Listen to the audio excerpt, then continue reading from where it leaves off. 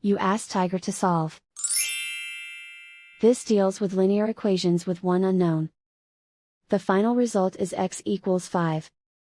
Let's solve it step by step. Group all x terms on the left side of the equation. Subtract 4x from both sides. Group like terms.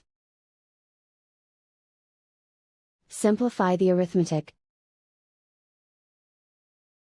Group like terms. Simplify the arithmetic. Group all constants on the right side of the equation. Subtract 70 from both sides. Simplify the arithmetic.